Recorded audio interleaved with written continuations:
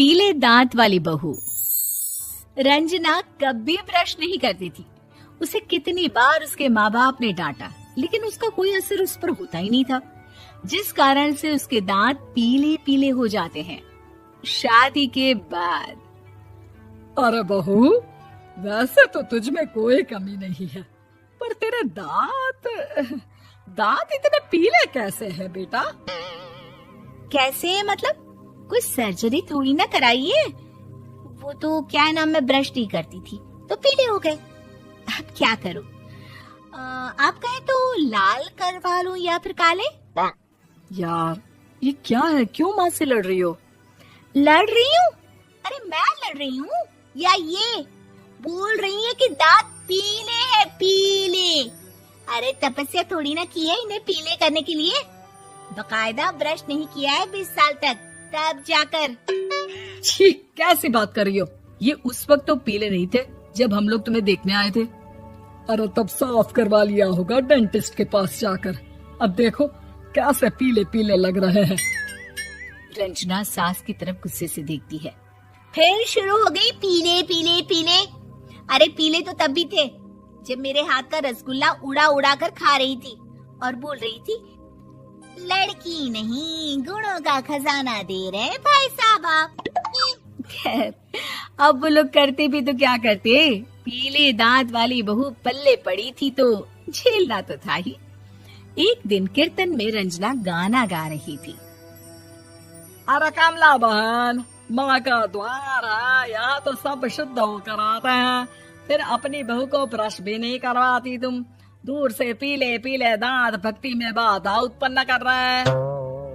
अरे कोई 2 साल के बच्चे थोड़ी ना लेकर आई हूँ मैं बहू बनाकर। अच्छी खासी लड़की है, अरे कैसे करवाऊं ब्रश? ये तो उसे खुद करना चाहिए ना। अब माँ बाप तो इसके जैसे तैसे निपटा दिए, ये नहीं सोचा कि सास कैसे संभालेगी। सास बहू को लेकर घर आ जाती है, लेकिन सोच लेती है कि अब इसे लेकर कहीं नहीं जाएगी। अगले रोज बहू कहती है, अरे क्या हो गया, मंदिर नहीं जाना क्या? कीर्तन का वक्त हो रहा है। मेरी मधुर वाणी से कान्हा जी जागते हैं और सोते हैं। आप तो जानती है ना उनकी भक्ति में कितना मन लगता है मेरा। वो क्या है ना, तबीयत ठीक नहीं लग रही है मेरी, आराम करूंगी मैं। तबीयत ठीक नहीं लग रही? अभी तो मिथुन के गाने पर नाच रही थी आप, और अब बोल रही है कि तबीयत ठीक नहीं लग रही। अरे भक्ति में मन लगा लो सासू माँ, ऊपर जाना है, क्या मुंह दिखाओगी आप? हाँ? सास को बहू की बात पर गुस्सा आ जाता है। मैं क्या मुंह दिखाऊंगी, इसकी चिंता तो ना कर, समझी? अपने मुंह की चिंता कर, जो ये पीले पीले दांत लेकर हर जगह पहुंच जाती है। पता है लोग कितना मजाक बनाते हैं। ना जी ना, मैं नहीं जाना कहीं तेरे साथ। तो ये बात है। कोई ना, मत जाओ, मैं अपने कमरे में ही बैठकर भक्ति कर लूंगी। ऊपर वाला दांत थोड़ी ना देखता है, मन देखता है, भावना देखता है। और अरे बस बस, तू सब कुछ दिखा, बस ये सफेद चमकदार दांत ना दिखाना किसी को, है? जा यहाँ से। बहू को सास की बात का कोई फर्क नहीं पड़ता, वो तो जैसी थी वैसी ही रह जाती है। सुबह नहाकर किचन में खाना बनाना, फिर खाना खाना, कीर्तन भजन करना और सो जाना। एक दिन, माँ जी मैं सहेली के घर जा रही हूँ, शाम को लेट आऊंगी। हाँ हाँ तो जाना, मैंने कौन सा तेरी आरती करनी है घर पर बैठकर। रंजना सहेली के घर जाती है, जहाँ वो पार्टी में जाने की तैयारी कर रही होती है। अरे शिखा, कहाँ जाने की तैयारी कर रही है? मैं गलत वक्त पर आ गई क्या? अरे नहीं यार, उल्टा सही वक्त पर आ गया।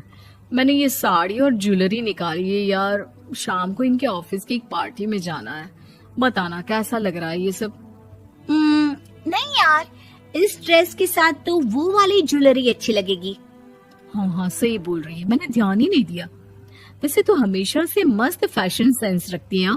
तो बड़ा जाती होगी ना पति के साथ पार्टी में। रंजना कुछ नहीं बोलती, बस सोचती है कि यार काश ये बात सही हो जाती, पर मैं क्यों नहीं जाती पार्टी में? क्या इन लोगों की कोई पार्टी होती नहीं होगी?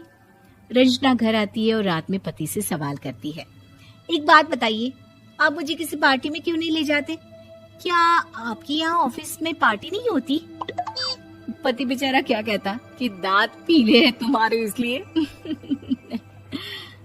अरे कोई पार्टी होती नहीं हम लोगों के ऑफिस में, तो कहाँ से लेकर जाऊं?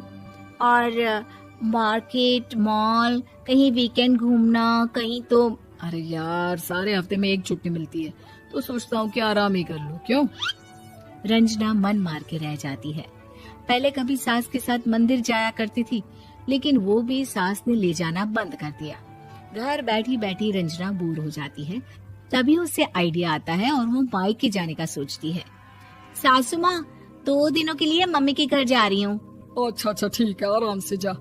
और हाँ, माँ से कुछ अच्छी आदत सीख कर आना कि कैसे शरीर के हर भाग की तरह दांतों की सफाई भी जरूरी होती है, समझी? शुरू हो गई ना आप।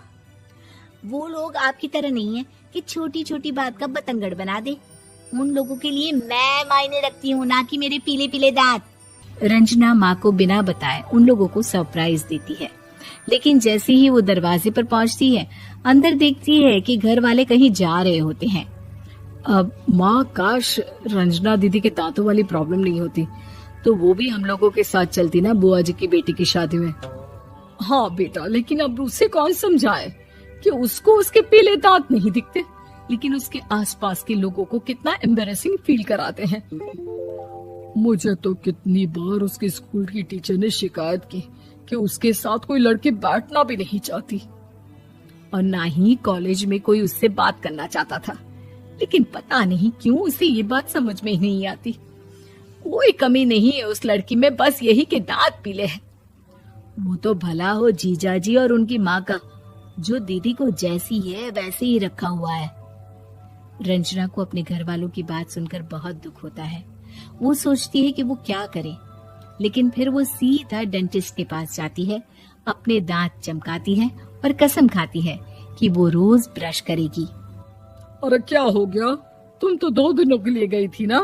पर कोई ना, अच्छा है, चलो आ गई तो। रंजना सास के सामने आकर खड़ी हो जाती है और पूरी स्माइल करती है, उसके चमकदार दांतों को दिखाती हुई। चले मंदिर। माँ, मुझे माफ कर दीजिए, मैंने आप लोगों को बहुत एम्बैरेसिंग फील करवाया। मैं आज से रोज ब्रश करूंगी।